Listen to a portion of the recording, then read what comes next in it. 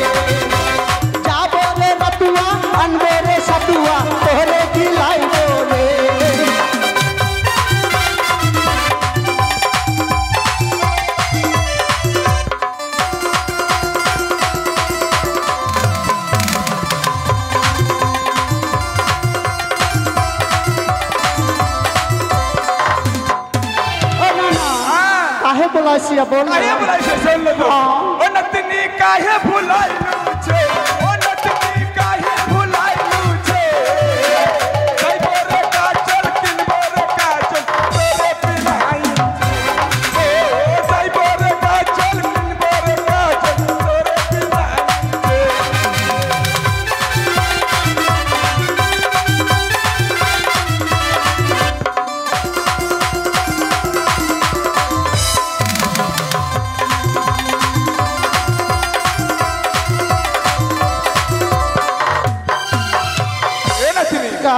ऐसे ना काम चले हम लोग।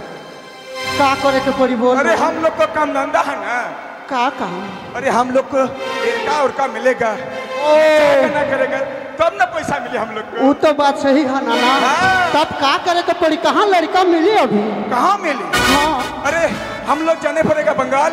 बंगाल? उतना दूर? बहुत पीछे। अच्छा नाना हमरा के जब बंगाल ले जाबू तो बोल ना नाना हमरा के का ले देबू? हमारा बुलबुल का लेबो रे तू? बोल ना, बोल का देबू? बताओ ना का लेबो?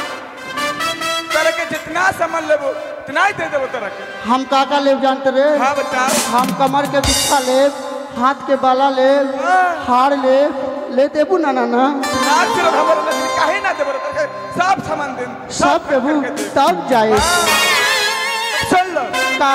अरे नाच मेरे नतनी हाँ कमर हिलके कमर डुलके, अरे नाच मेरे नतनी कमर हिलके कमर डुलके, कमर हिलके कमर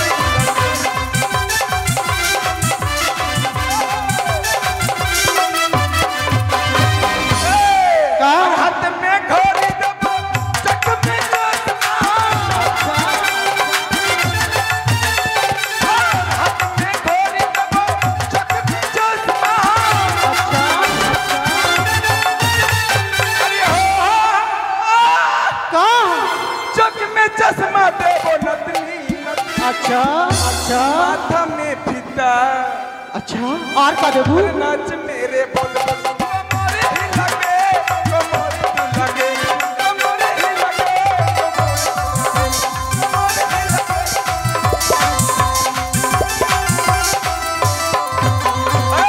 का? गल में हार दबो कमर में जीता, गल में हार दबो कमर में जीता, कमर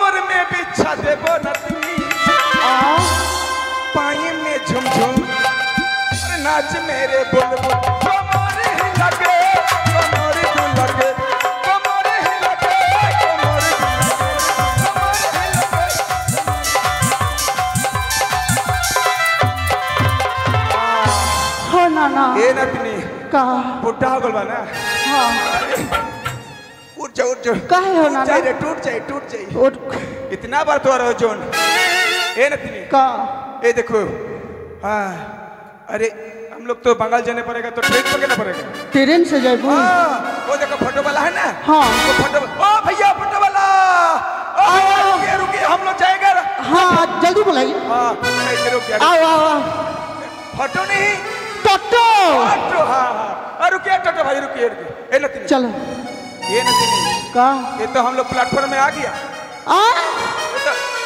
ओ चाचा ये कुली हो कुली कुली हाँ सामान ढोल वाला ठीक बा ओ मौसी एक कितना नंबर में ट्रेन मिलेगा ओ नाना आदमी से पता नहीं से थोड़ी पहचान होगा कब कहाँ पूछे स्टेशन में हम जो मास्टर बैठे प्लेटफॉर्म में जाए के पड़ेगा ओ चाचा ओ भैया हो मलदा जनाब टिकट किधर मिलेगा स्टेशन पर ये स्टेशन नहीं हो ए देखो ये नहीं हो का उधर पूछना पड़ेगा ओ भैया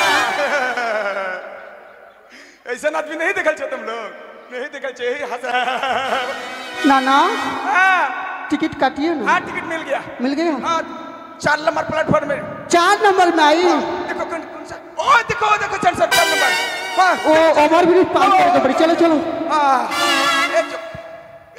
गाड़ी छोड़ दिया नहीं चल के गाड़ी रुको जल्दी रुकेगा नाना रुकेगा नहीं बैठाई तो चल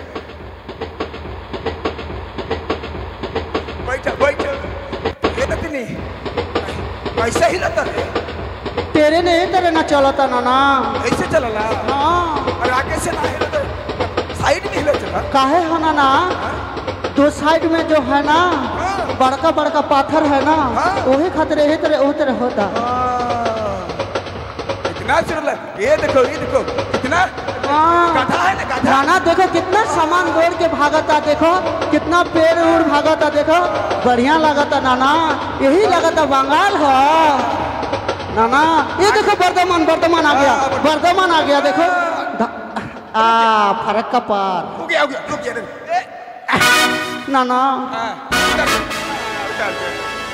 ये नतनी का बात नहीं रुकेगा हम लोग तो आप क्या करेगा अबे दाई माँ के घर में चल जाएगा हम लोग दाई माँ के घर हाँ दाई माँ के घर में जाएगा तब पता चलेगा ना अच्छा उनका पैदा हुआ ठीक उसका घर में हम लोग चल जाएगा ठीक है चलो दाई माँ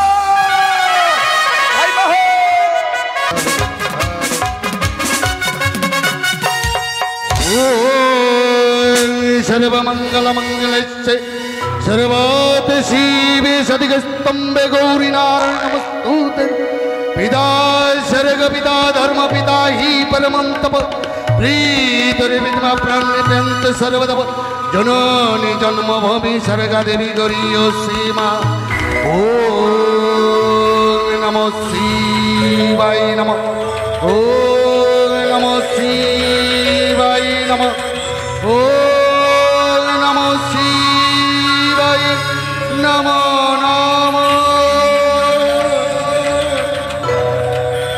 ও আমার গদির গুরু শৈলেশ্বরী তুমি মানুষকে যেমন কাঁদাতে পারো মানুষকে তেমনি হাসাতেও পারো এক এক করে আমার ছয়টি পুত্রকে হারাবার পর শ্মশানে পরিণত হয়েছিল আমার চম্পাকে নগর তাই তো রাজপ্রাসাদে এক নবজাতক সন্তান জন্মগ্রহণ করেছে মহানন্দ উৎসব উল্লাস হচ্ছে আমার চম্পাকে নগরে মহারানী সনকা আমার কনিষ্ঠ পুত্র সীমান্দুল্লভ লক্ষিন্দরকে নিয়ে দাসীগণকে নিয়ে কত আনন্দ করছে তাই তো আনন্দের সহিত আমিও আগামীকাল গরিব প্রজাদের মাঝে আমি অন্ন বস্ত্রের বিতরণের ব্যবস্থা করব তাই ক্ষণকাল বিশ্রাম করব বলি কে আছিস পাঠিয়ে দে সেবাইকে হ্যালো বাবারে বাবারে বাবারে বাবারে বাবারে বাবারে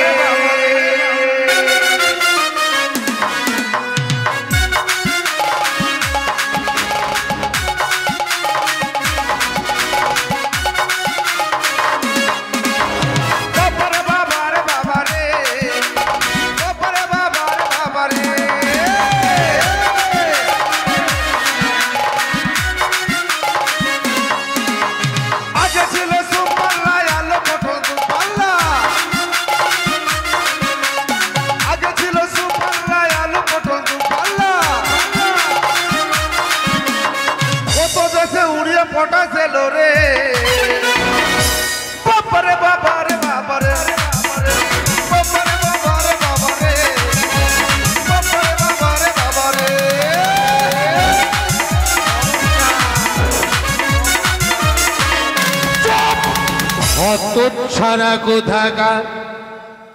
এতবার বলেছি তোমায় যে বাড়ির গার্জেনকে কর্তা বাবু বলা হয়, কুত্তা বাবু। হ্যাঁ বাবু মুরগা মানুষ বাবু মুখে আসছে না। মুরগা নয়, বলো যে মূর্খ। ঠিক আছে বাবু বলো। বলছিলাম কি, চম্পাগিনগরে কত আনন্দ হচ্ছে আমার নবজাতক সন্তানকে নিয়ে। সত্যি বাবু সত্যি দেখেছি, এই চম্পকনগরে মা মাসিরা কত নাচা কুদা করছে। তবে আমি বলছিলাম আগামীকাল আমি গরিব প্রজাদের মাঝে অন্ন বস্ত্র বিতরণের ব্যবস্থা করব, তাই ক্ষণকাল বিশ্রাম করব, তুমি কেঁদে পাহারা দেবে। বেশ বাবু। তবে শোনো সাবধান, আমার অনুমতি ছাড়া রাজপ্রাসাদে যেন কেউ প্রবেশ না করতে পারে। বেশ বাবু, আপনি বিশ্রাম করুন, আমি গেট পাহারা দিচ্ছি। কেমন? কাহো নানা, চলো নানা। हेलो नातिने, का अरे आओ जल्दी आओ। हाँ नाना चलो। ए नातिने, का हो नाना? हम लोग दाई माँ के घर में गया ना, हाँ। तो दाई माँ बता दिया कि सदागबर के घर में एक लड़का पैदा हुआ। हाँ ये तो सच बताया नाना। इकरा घर हम लोग जाएगा ना, बहुत पैसा मिलेगा।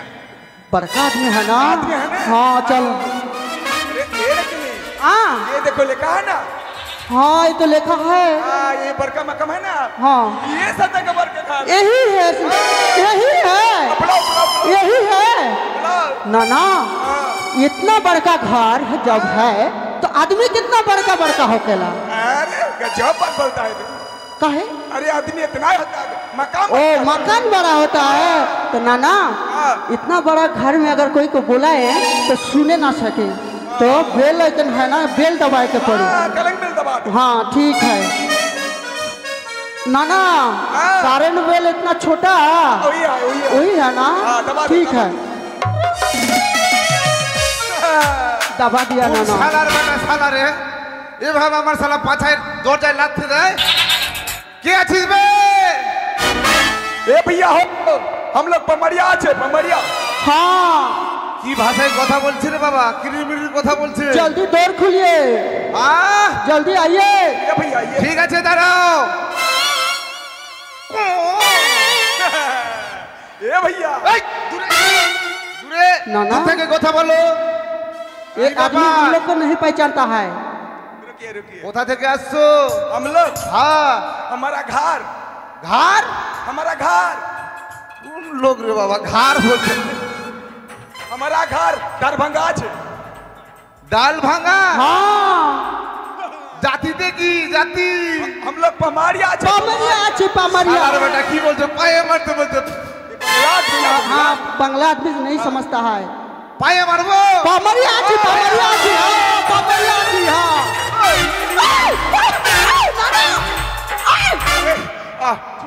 ए कैसा करता भैया? नाना ये तो हमने के गोल पूरी लगता है। कहे मरे तो भैया, कहे मरे तो। তোমরাই তো বলছো পায়ে মারতে। वो बात नहीं भैया, তাহলে কি? हम लोग जति में पमरिया আছে। পামারিয়া?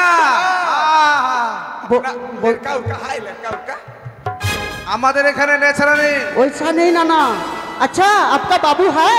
বাবু? हाँ आपका बाबू है? आपका बाबू है? आपका बाबू है तो दिखाओ। চুপ! বাবু দেখবে বাবু? कहे? ए भैया, आपको बाबू से बात करेगा हम लोग? हाँ दिखाओ, आपको बाबू से बात करेगा ना? আমাদের চম্পকনগরে এত লোক আছে, কথা কথা বলার লোক পাচ্ছ না? আমার বাবু नाना ये कैसा आदमी है? आया है तो भैया। देखो आपके बाबू को, हम लोग बात करेंगे ना? देखबे? हाँ देखो, वो हंसा दिया कैसा? वो समझता नहीं है ना। हाँ बाबू देखो, हम लोग बात करेंगे ना? पैंट खोलता, हाँ पैंट खोलता भैया। তাহলে কি বাবু? वो बाबू नहीं सदागर। अरे ও, সদাগর বাবু। हाँ। ঠিক আছে ঠিক আছে, এখানে দাঁড়াও। ও বাবু, সেবাই দুইজন অতিথি এসেছে বাইরে। आदमी है ना? দুইজন অতিথি, হ্যাঁ তাদেরকে দাঁড় করে রেখেছো। হ্যাঁ বাবু, যাও সুসম্মানে নিয়ে এসো। ঠিক আছে। কোন তোমাদের ভিতরে যেতে বলেছে? এসো। भीतरे হ্যাঁ नाना चलो अंदर में, अंदर। हाँ अंदर में। আমার সঙ্গে আসবে, কেমন? ठीक है ठीक है। ये कैसा है इतना छोटा छोटा दुकान इतना छोटा छोटा दुकान আরে এদিকে এসো এই যে घर लगे घर আরে নমস্কার নমস্কার নমস্কার নমস্কার। आह কি হচ্ছে এটা রাজবাড়িতে ঘোরাঘুরি अरे तू हमार पिछुआ के मारबू বাবু সে ভাই কি করছো কি তুই? কেন মারবো না বাবু দেখে তো কিভাবে শুয়ে আছে আরে বাবা এরা ষষ্ঠাঙ্গে প্রণাম করছে আমাকে। ও প্রণাম করছে বাবু হ্যাঁ প্রণাম করছে। এ তো আমার জানা ছিল না বাবু যাক মাপ চেয়ে নাও। ভুল হয়ে গেছে ক্ষমা করে দাও ना ना সে ভাই যাও তোমার রানীমাকে রেখে দাও যাও। ঠিক আছে আচ্ছা বলো তো পামরিয়া তোমরা কেমন আছো? ओ रोहित अच्छा ভালো আছো? আচ্ছা এ তোমার কে হয়? हमारा नतनी छे নাতনি আছে। আচ্ছা আচ্ছা আচ্ছা ঠিক। घर लगे रहने भाई घर लगे प्रणाम रानी আশীর্বাদ করি বাবা। তুমি বুঝি আমায় ডেকেছো? আজ তোমায় কেন ডেকেছি জানো সোনকা? এই যে আমাদের বংশের প্রদীপ শ্রীমান দুর্লভ লক্ষিন্দর আমাদের কনিষ্ঠ পুত্র লখাইকে নাচ গান করবার জন্য বিহার দেশ থেকে পামরিয়া এসেছে। সারা চম্পাকে নগরের ঘরে ঘরে গিয়ে তারা নাচ গান করে কিছু পয়সা রোজগার করবে আর প্রজারা আমার পুত্রকে আশীর্বাদ করবে, পামরিয়ারাও আশীর্বাদ করবে আমার পুত্রকে। সত্যি স্বামী, আজ আমাদের কি সৌভাগ্য বলো। যদিও আমার আজকের দিনে আমার সন্তানকে আমি তাদের হস্তে দেব, আর চম্পলার যত বাবা মা রয়েছে সকলের দাঁড়ে দাঁড়িয়ে নিয়ে গেলেই সকলের আশীর্বাদের প্রাপ্য হবে আজকের দিনে আমার সন্তান। সত্যই বলেছে সোনকা। বলছিলাম গো, বলো সোনকা। কিন্তু এর আগে যে পামরিয়ারা এসতো কিন্তু সেরকম তো দেখার নয়, এদের নাক এত বড় বড় কেন গো? বুঝতে পারলে না সোনকা? যে পামরিয়া এসেছিল আমার রাজপ্রাসাদে তারই হচ্ছে এটা জামাই। ओ ये हमारा সে नतनी তো মারা গেছে, জামাইকে পাঠিয়েছে আর ওই যে ওনার নাতনি। বেশ বেশ বাবা, মনে কিছু নিও না কেমন। ना नहीं महीना এই না कितना सुंदर है हाँ ना ना পামরিয়াগণ बाबू তোমাদের নাচ গান হয়ে গেলে তোমাদের প্রাপ্য নিয়ে আবার তোমরা দেশে ফিরে যাবে। ठीक है বলছিলাম কি মামা, हाँ যদি আমার সন্তান খিদে পায় তাহলে কি খাওয়াবে? ओ बहुत चीज है हमारा झोरा में है ना भुट्टा के छतू छे गेहूं की रोटी छे ছাতুকে বাচ্চাটাকে মেরে ফেলবে নাকি হ্যাঁ ছাতু খাবে এতটুকু বাচ্চা तो छत्तू नहीं खाएगा रोटी खाएगा रोटी না মা, लड्डू छे हाँ? लड्डू আমার সন্তান এখন বয়সে নবীন, हाँ তার শুধু প্রয়োজন হচ্ছে দুগ্ধ। हाँ তাই আমার সন্তান যদি কাঁদে এই মুহূর্তে আমার সিপাহীকে বদলি করে সে আমি 1 বছর দুধ দেবো, हाँ তোমরা খাওয়াই দেবে কেমন? বলছিলাম কি কি বাবা, आप बोलिए যে বাড়িতে আমরা এসছি হ্যাঁ। তার বাড়িতে আগে ডেকে নেবে আমার সন্তানকে, সে যেন আগে আশীর্বাদ করে কেমন? ठीक है रानी माँ ठीक है চলে চলো সোনকা অন্তপুরে বিশ্রাম করি বলে। ओ रानी भाई হ্যাঁ इकरा नाम के नाम नाम नाम तो बताओ বেশ, নাম বলছি। हाँ हाँ अरे टट्टी कर दिया हाँ ना ना टट्टी कर दिया নাকটা দিয়ে গুঁতো লাগবে এই ना ना পেশাব করে দিয়ে চেটে খেয়ে নিচ্ছে ये नतनी ও বাবা, हाँ যে গিরির কর্তা রয়েছে কিনা हाँ সে বাবুর নাম হচ্ছে মিলন দাস, मिलन दास। दास তাকে ডেকে নেবেন কিন্তু। ठीक है ठीक है अरे नतनी का ना ना बंगाल के लड़का टट्टी कर दिया कितना सूरत बारे थोड़ा चट लो ना ना खट्टा लागता हो ना ना बड़ा खट्टा खट्टा लागता खट्टा लगा हाँ ये बंगाल के लड़का ओ आम आम देके बनाला सुनना टक लगता टक हाँ अरे काहे रो तो काहे रो मत रो ए नतनी ये ना होना रे एकरा से काहे कैसे करो ना ना हम सोचले बानी तू भी आ हो जाओ ओ काहे रो काहे रो रोता हमरा के दो हम खिलाए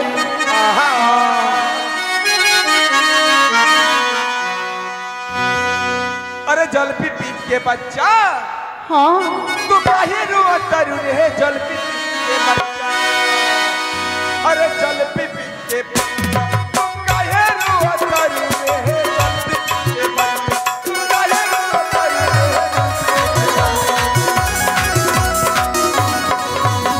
काऊ हो तेरे मामा की पगला तेरे नानी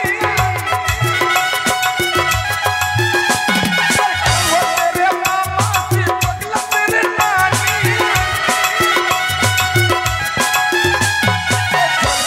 के बच्चा तू काहे रोत रे के बच्चा काहे रोत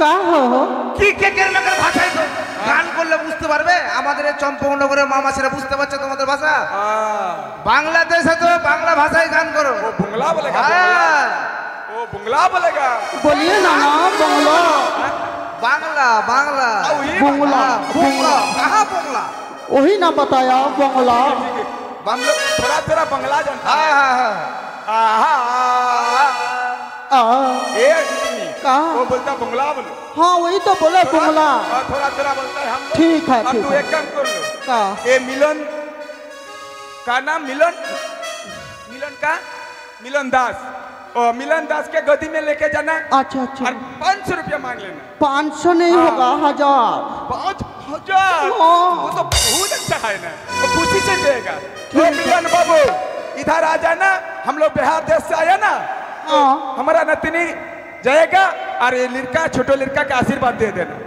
ठीक आहा अरे हो या आनंदेर बच्चा कादिशना रे अरे हो या आनंदेर बच्चा कादिशना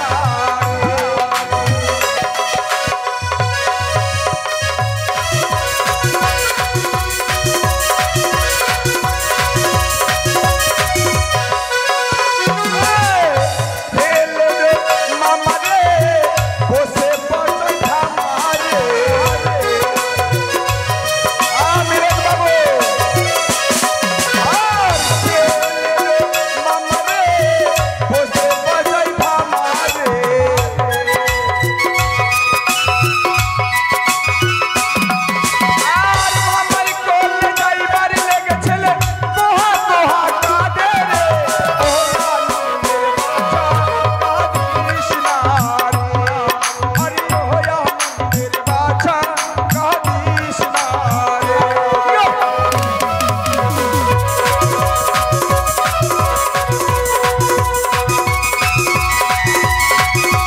ए रतनी क्या नाना वो देखो इधर बैठा है ना मलन दास हाँ हाँ और लेके जो उसके बाद मौसी मम्मी उसके बाद नानी उसके बाद फूफा ठीक है लेके जाओ गोदी में दे सबके देना। पास जाएंगे नाना हाँ और चेले रे मासी रे वो से बजाई बासी रे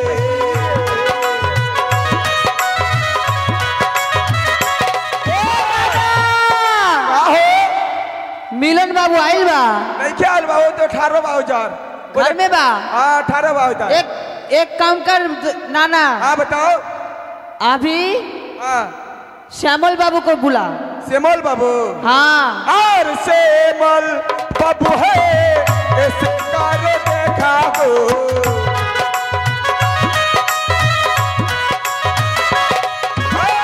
सेमल बाबू को ऐसे कार देखा हो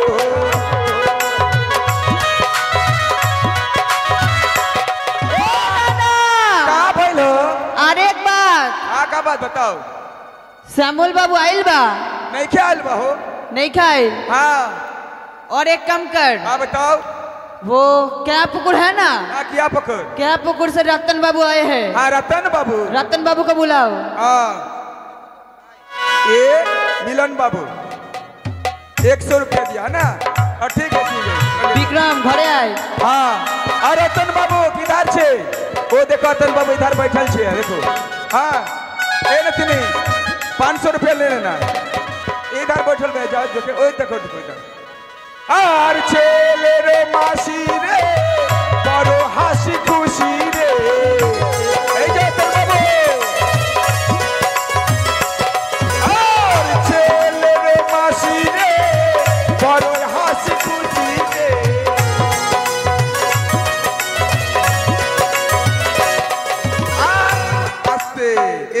बाबू आ गया 500 रुपया कितना देते हो? हम लोग देखो रतन बाबू हम लोग गाड़ी पकड़ से आया ना फिर इसके बाद फोटो पकड़ेगा इसके बाद हमारे लतनी के कान में झुमझुम देगा इसे चश्मा लगेगा बहुत पैसा खर्चा हो गया 500 रुपया अच्छा ले लो और छेले रो मसरे बड़ो देखो